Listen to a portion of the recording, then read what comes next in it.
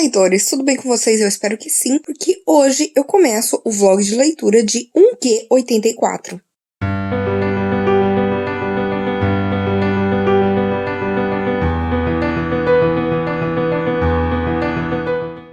Fevereiro, março e abril para o projeto Murakami, eu estou lendo a trilogia 1Q84. E esse livro do Murakami é muito interessante porque ele me faz pensar em outras narrativas dele. E até agora eu li do primeiro livro, eu acho que 19%, então eu acho que já dá para ter uma base de um pouco, né, do que tá acontecendo. E aqui a gente vai ter duas narrativas que vão se intercalando entre os capítulos. Então, a gente tem, nos capítulos ímpares, a história da protagonista, que é a Aomami. Nos capítulos pares, a gente tem a história do outro protagonista, que é o Tengo. Isso, por si só, já me lembrou muito, não só Após o Anoitecer, que a gente também vai tendo uma narrativa que vai tendo essa alternância, mas também, principalmente, o Hard-Boiled Wonderland and the End of the World, em que nos capítulos ímpares a gente tem, né, um protagonista que fez um procedimento que consegue codificar e decodificar informações com seu cérebro e aí é contratado por um trabalho, e nos capítulos pares a gente tem um protagonista chegando numa cidade no fim do mundo e em que ele não pode sair, e aí a função dele ali é ler as caveiras de um tipo de unicórnio búfalo e ver os sonhos deles. Vai alternando entre essas duas histórias. E já quero deixar registrado, gente, que esse vai ser um vlog, assim, aleatório, que conforme eu for lendo e sentir a necessidade de vir conversar com vocês, aí eu venho, né, e faço updates. Tanto que eu estou aqui no meu sofá, aqui, ó, tem minha árvore de Natal, que já está sem enfeites, que eu tirei já, só falta desmontar. Os meus gatos estão correndo. Então, saibam que se tiver barulho é por conta disso. Registrando aqui, né, que eu achei interessante porque a gente tem essa alternância e a gente começa ali com a história da Aomami, que ela tá num táxi indo para um emprego, né, para um trabalho muito importante que ela precisa fazer. Só que tá um grande congestionamento. O motorista acaba dando uma dica para ela, né, de como fugir daquilo ali, de entrar num túnel, pegar umas escadas e aí sair na estação de trem, porque, né, não vai ter como ela chegar no lugar na hora se ela for de carro. Enquanto isso, a gente tem ali o Tengo, que ele é um professor de matemática, só que ele ama escrever, ele não consegue viver um dia sem escrever. Ele é muito amigo de um editor, e esse editor chega para ele com uma história escrita por uma adolescente que chama Crisálida de Ar e pede para ele ler. O Tengo lê, e ele acha super interessante a história, mas ele acha que a história é mal escrita. O editor também acha isso. E aí o editor tem uma ideia de, basicamente, o Tengo reescrever essa história, já que ele tem um dom maior com as palavras, mas tendo ainda o mesmo enredo.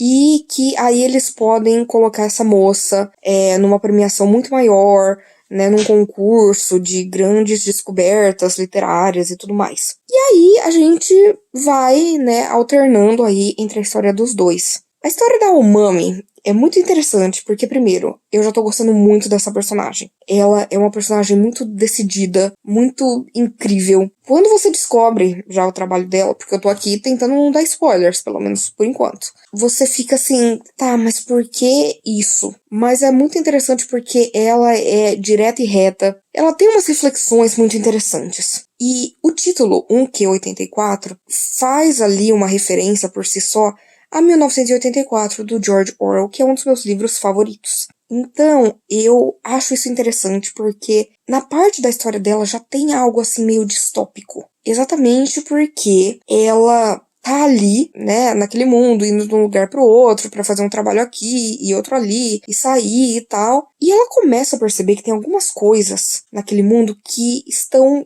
erradas, sabe? Algumas coisas que mudaram subitamente. E muito do que vai sendo mostrado me faz pensar na narrativa do Orwell. Então, eu tô muito assim, sei lá, teorizando sobre isso, sabe? Se é uma realidade paralela, se às vezes, quando ela cruzou esse túnel, ela foi parar num outro mundo, não sei. Já a questão do Tengo é muito interessante, porque aí ele conhece a autora, né, do Crisálida de Ar, porque ele precisa convencer ela a deixar que ele reescreva o que ela escreveu. E ela tem uma forma de falar que é muito mecânica. E a gente simplesmente descobre que ela não entrou nesse concurso. Ela não enviou esse manuscrito pra ninguém. Como chegou nas mãos, ninguém sabe. Mas ela concorda ele reescrever desde que ele encontre uma outra pessoa que ela vai apresentar pra ele, que eu ainda não sei quem é. Eu não sei se em algum momento as duas narrativas vão se entrelaçar, mas até agora eu tô gostando bastante. Eu tô muito intrigada, tanto com uma narrativa quanto com a outra. E eu tô gostando de como ele tá alternando isso, sabe? Veremos o que me aguarda na continuação desse primeiro volume de 1Q84. Olá, leitores! Voltei aqui para dar updates de 1Q84. Eu tô no capítulo 9 e tem 24 capítulos esse primeiro livro.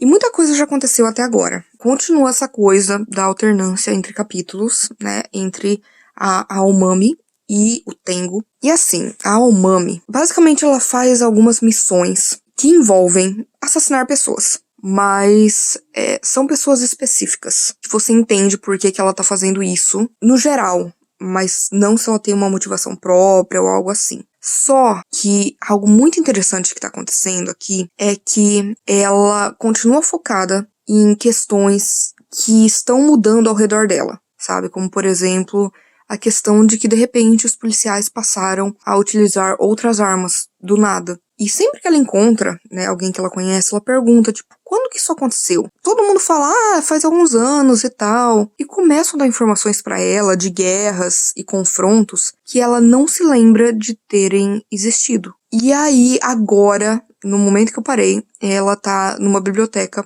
procurando a respeito disso e se perguntando o que tá acontecendo. E é o que eu falei, eu acho que ela está numa outra dimensão, numa realidade paralela. Pelo menos é a minha teoria. Já o Tengo começou, né, a reescrever a história da Crisálida de Ar. Ele finalmente teve esse encontro novamente com a garota que escreveu Crisálida de Ar, né, e eles estão indo encontrar uma determinada pessoa. E, cara, teve uma revelação, assim, muito chocante. Porque, primeiro, eu já tinha comentado que a maneira como ela falava era muito diferente.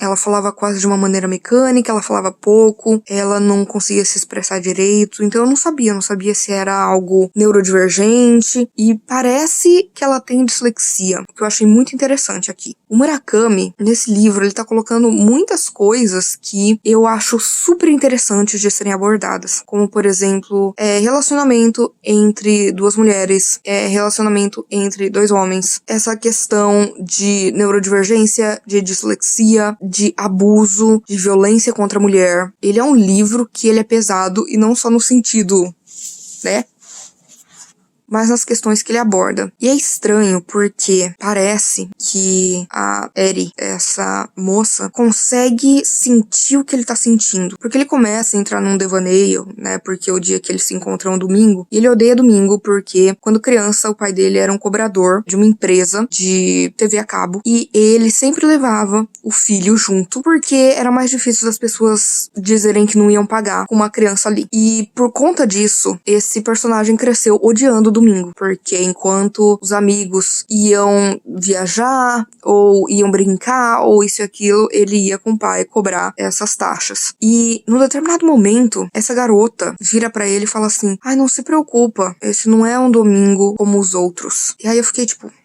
E ao mesmo tempo, uma das coisas que a Umami acabou de descobrir, de ler, que aconteceu, né, no tempo dela, que ela não se lembra, foi o assassinato de um cobrador dessa TV a cabo. Geralmente, o Murakami faz isso. Quando a gente tem narrativas que são alternadas, geralmente em algum momento elas se encontram. E eu tô muito curiosa, gente. Eu tô muito curiosa. Eu não ia dar spoilers, mas eu tô dando spoilers porque é um registro, sabe? Eu percebi que Kafka Beiramar, que foi meu livro favorito do ano passado e é meu livro favorito do Murakami, eu tinha começado um vlog na época e eu acabei não registrando porque depois eu fiquei tão imersa no livro que eu esqueci do vlog. E aí eu queria muito fazer um vlog de leitura de Murakami. E eu falei, por que não fazer, né, dessa trilogia aqui, que eu sei que divide muitas opiniões, que as pessoas amam ou odeiam. Então, falei, quer saber? Vai ser do meu jeito. Então, às vezes tem spoiler, às vezes não tem. É isso, é a maluquice da minha cabeça. Mas eu estou adorando as questões que estão sendo abordadas, a escrita do Murakami, os protagonistas, e eu tô muito intrigada com tudo. Logo mais volto com mais updates. Gente, é oficial. Estou na metade de 1Q84, o primeiro livro. Eu tava marcando umas frases ali que, como eu tô com muita alergia, eu tô ouvindo o audiobook. E aí, no audiobook, eu vou marcando a minutagem do que eu acho que é interessante. Depois eu vou no livro e marco. Gente, tem um capítulo que eu li agora da Aomami em que ela decide pesquisar sobre as coisas que ela não entende que estão acontecendo no mundo. E aí ela percebe que não é ela que está errada, é o mundo que está errado. Que provavelmente ela está numa outra realidade, né, num universo paralelo. Mas ela viu uma notícia, que eu já comentei aqui com vocês, que aí eu fiquei pensando sobre. Tem uma informação ali que fala sobre como esse pai do garoto, né, que foi assassinado enquanto estava fazendo uma cobrança, é mencionado que ele é pai de um grande crítico literário. E aí eu pensei, será que ela não está no futuro? Será que esse menino que se tornou um crítico literário não é o Tengo? Mais pra frente, no futuro dele? Gente, tô pirando, mas tô amando. Amo um livro que é pura piração, vocês sabem disso, né? Tô amando. Eu e o meu terceiro olho aqui estamos conectados, pensando muito sobre o que tudo isso quer dizer. Gente, hoje é dia 23, trago updates. Desculpa a minha voz, como eu tô falando, porque ontem eu acabei tendo que fazer, né, um tratamento de canal de emergência. Assim, isso mexeu comigo psicologicamente, fisicamente, lógico, né? A dor, ainda estou tomando remédios. Mas, depois disso, estava eu em casa, lendo mais um Q84, o primeiro livro. Gente, o Murakami, ele me fez de trouxa, e eu amei cada segundo. Porque eu estava ali tranquilamente lendo. E num determinado momento da trama, vários capítulos, um personagem menciona algo que aconteceu com ele na infância. Inclusive, foi um acontecimento que na minha cabeça eu falei assim, nossa, me lembra muito de Sul da Fronteira Oeste do Sol, que é um dos livros que eu mais gosto do Murakami. Mas isso passou despercebido. Aí a gente vai avançando e no meio da narrativa, assim, do nada, um personagem solta uma bomba a respeito disso, que é uma outra visão, né, do ponto de vista do que aconteceu ali na infância, que eu fiquei chocada. Eu falei, eu não acredito que eu já conhecendo Murakami, já tendo lido Sul da Fronteira Oeste do Sol, eu não vi isso vindo. E eu tava tão emocionada quando... Pode ser que seja por causa dos remédios, de tudo que tá acontecendo. Gente, minha gata aprontando aqui atrás. Mas fiquei tão emocionada que eu chorei. Eu fiquei com o olho todo marejado. Porque eu falei, eu não acredito que é isso. Eu não acredito que aqui nós temos a conexão. E assim, gente,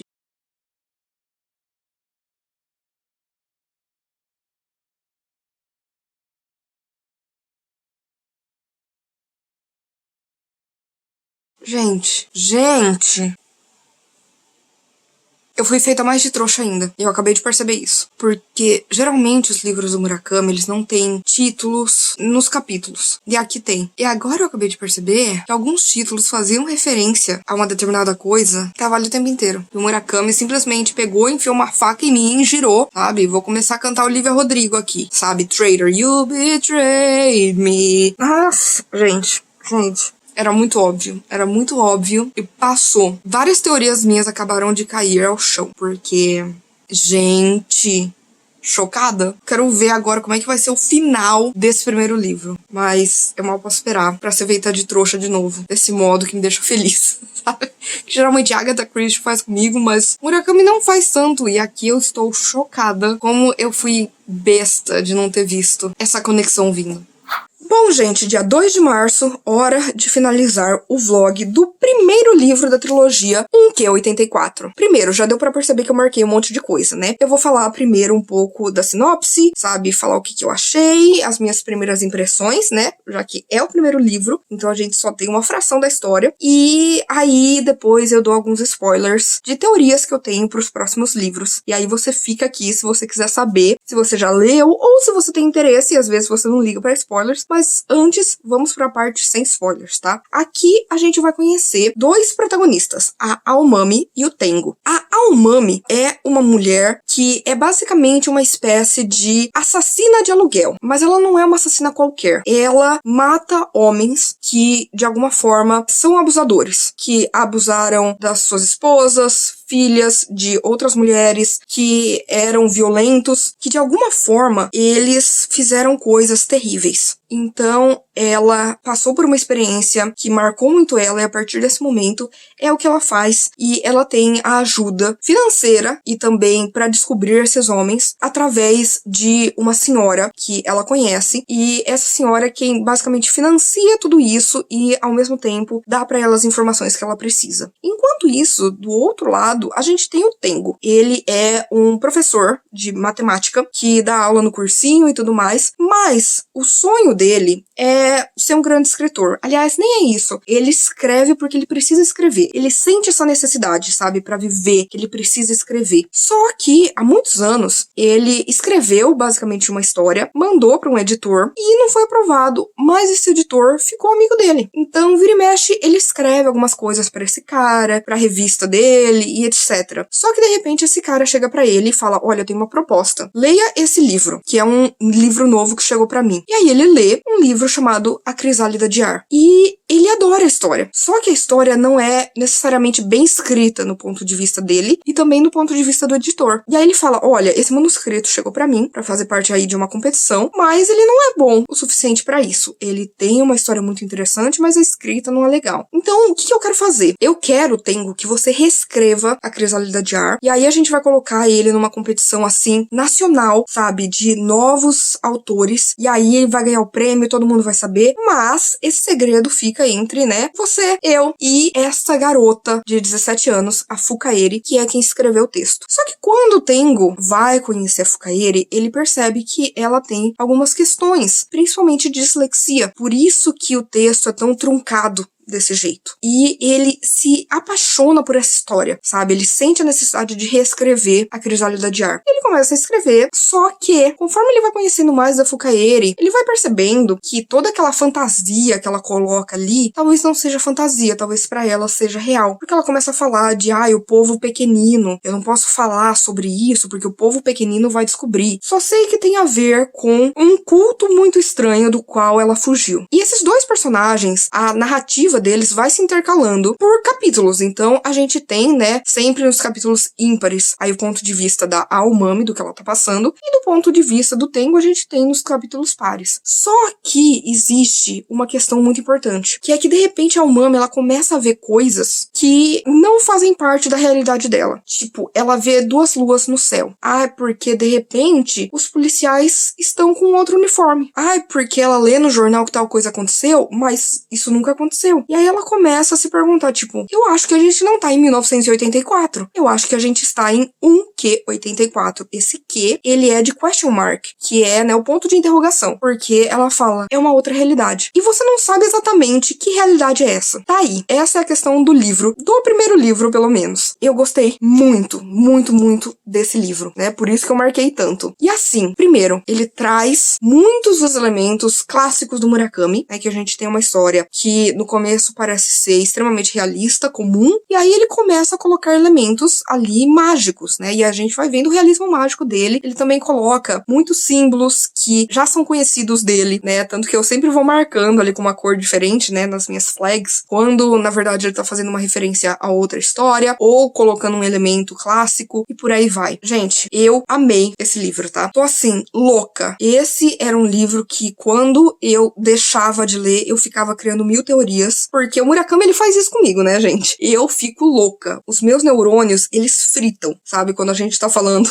de Murakami. E aqui não foi diferente, porque de alguma forma, você vai tentando conectar esses personagens e as coisas que estão acontecendo com eles. Construção de narrativa incrível, sabe? Porque, como eu disse, tudo começa tranquilo e vai escalonando. Você vai tentando interpretar, vai tentando aí teorizar, vai tentando encaixar as peças desse quebra-cabeça, que é algo que eu amo na escrita do Murakami. E ele sempre tem, né, essa escrita muito fluida, muito gostosa. Você não consegue parar de ler. E, ao mesmo tempo, ele coloca muitas metáforas, ele coloca analogias, ele fala muito a respeito, né, de música, literatura, principalmente. E eu, assim, adorei esses dois protagonistas. A Aomami, ela já se tornou uma das minhas protagonistas favoritas da vida. E eu mal posso esperar pra ler o próximo livro. Eu resolvi ler um livro por mês, pra não ficar assim tão sobrecarregada. E eu tô adorando. Eu vou fazer uma resenha resenha geral, depois que eu terminar toda a trilogia, mas é por isso que eu resolvi fazer esses vlogzinhos aqui, nessas entradas, pra mostrar um pouquinho da minha experiência lendo essa trilogia, né, do Haruki Murakami. Então, no geral, eu mal posso esperar pra continuar. Eu não sei pra onde essa história tá indo. Eu tô, assim, louca, mas eu tô amando cada segundo. Agora, vamos para os spoilers. Primeiro, que eu sou muito trouxa. Haruki Murakami me fez de trouxa e eu pedi mais, sabe? Porque assim, a gente tem a história do Tengo, de quando ele era criança, e aí, num determinado momento, vai falar muito sobre bullying. Inclusive, o autor, ele aborda aqui temas muito importantes. E um deles é o bullying. Ele vai se lembrar de quando ele era criança, que tinha uma garotinha na classe dele, que ela era testemunha de Jeová. E essa garotinha não falava com ninguém, ela era muito na dela, muito tímida, mas ele sentia uma certa conexão com ela, porque todo final de semana ele tinha que ir com o pai, cobrar impostos. O pai levava ele como uma forma das pessoas sentirem pena. Então, ao invés de ele ter um sábado como uma criança comum teria, sabe, de brincar, né, de sair com os amigos, não, ele tinha que fazer essas cobranças com o pai. E ele sempre via essa garotinha com a mãe, indo de porta em porta, né, pra espalhar a palavra. E um dia na escola, essa garota tava ali numa aula de ciências, tava todo mundo ali infernizando a garota, rindo dela. E aí ele sentiu essa vontade de chegar e falar assim: olha, quer fazer parte do meu grupo? Sabe, aí a gente faz tudo junto, né, o trabalho e tudo mais. Aí parou, ninguém mais, né, fez bullying com ela, porque as pessoas meio que respeitavam o Tengo. E aí um belo dia, ela simplesmente segurou a mão dele, ela nunca falou nada, só segurou a mão dele, depois ele nunca mais viu ela. Gente, primeiro que isso já é uma cena que também acontece em Sul da Fronteira Oeste do Sol. E aí eu fiquei... Eu não vi isso vindo, sabe? Eu fui muito burra. Porque aí, a Umami tá ali, né? A gente vê que muitos dos títulos têm ali alguma coisa a ver com a Bíblia. A gente vê que ela tem um grande problema com religião, sabe? Com pessoas com a mente muito pequena, de acordo com ela. E assim, ela sempre sai com os caras e tal, mas ela, quando perguntada, ela fala que ela tem um amor. Ela é apaixonada por alguém. E aí, ela conhece uma moça que elas ficam muito amigas. Essa moça trabalha na polícia, a gente vê muito do machismo ali dentro da corporação, também do nepotismo e também da violência que existe e que é acobertada por outros policiais. Mais uma vez, temas super importantes. E aí, de repente, gente, esta moça pergunta pra Umami, nossa, como assim você é apaixonada, né, por um cara e tá saindo com vários e tal? E ela fala assim, não, sabe o que é? É que esse cara é porque quando eu era criança, eu segurei a mão dele. E foi só isso. E até hoje eu sou apaixonada por ele. E aí a minha cabeça fez... Falei, não acredito que é assim que os dois estão conectados. Nossa, eu me senti muito burra. E ao mesmo tempo, a Umami, depois a gente vai ver que ela começa a ter contato com uma criança que fugiu de um culto, porque a gente vai ter aqui toda a história de um culto. Começou, na verdade, como uma organização de questão social, né, de pessoas que queriam mudar o mundo e que, na verdade, acabaram virando um culto. E essa garotinha fugiu de lá, foi extremamente abusada, e essa garotinha também fala do povo pequenino. E aí, eu fiquei teorizando, eu fiquei, cara, se o garotinho que ela segurou a mão quando criança era o Tengo, será que ela foi para um outro mundo onde o Tengo não existe? Onde talvez ela seja o duplo do Tengo, o equivalente, porque vai narrando aqui algumas coisas, você traça um paralelo entre eles, coisas simples, tipo, eles não têm livros, eles pegam ali um livro e depois vendem no sebo, sabe, coisas muito simples assim que você vê que os dois fazem a mesma coisa. E aí eu também fiquei pensando, será que isso tudo que tá acontecendo com a Umami, será que não está acontecendo no livro da Crisálida de Ar, ou mesmo num livro que o Tengo vai começar a escrever depois, porque o Tengo, ele fica curioso a respeito da Crisálida de Ar, né, e do fato da Fukaeri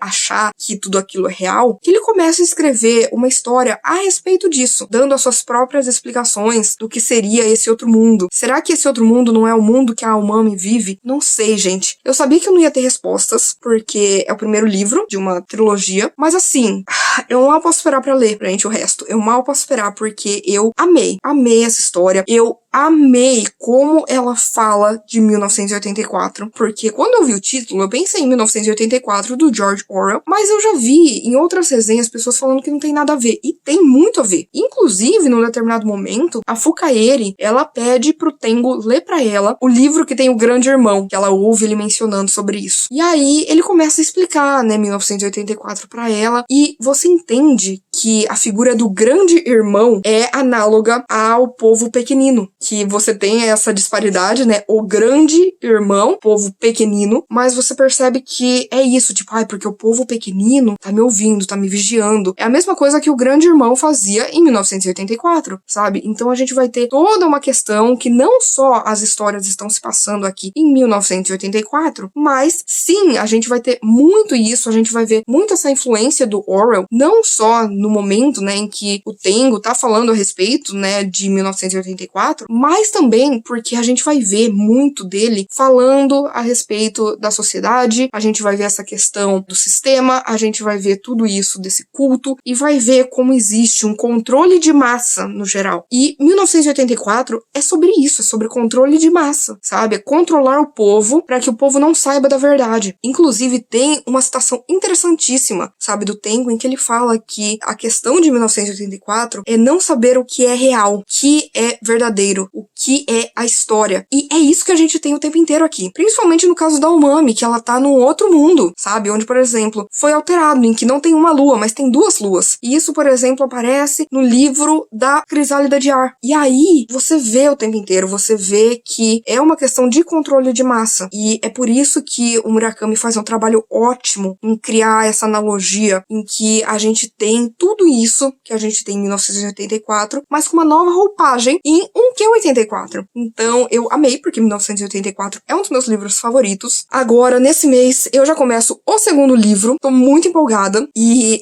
gente, eu mal posso esperar pra, sei lá, talvez ver um encontro final entre a Umami e Tengo. E é isso, gente. Eu espero que vocês tenham gostado deste vlog de leitura. Por favor, se você quiser continuar conversando comigo a respeito de livros, filmes, séries, qualquer outra coisa, não deixe de me contatar nas minhas outras redes sociais. Por favor, curta esse vídeo, porque isso ajuda muito o meu trabalho, faz com que o vídeo e o canal cheguem a mais pessoas. Compartilhe com seus amigos, comente aqui embaixo se você já leu um Q84 e qual a sua opinião. E por favor, se inscreva no canal Livro em Livro se você ainda não é inscrito. E aproveite para ativar o sininho, ativar as notificações, porque toda sexta-feira e domingo tem conteúdo novo por aqui. Então a gente se vê no vídeo que vem.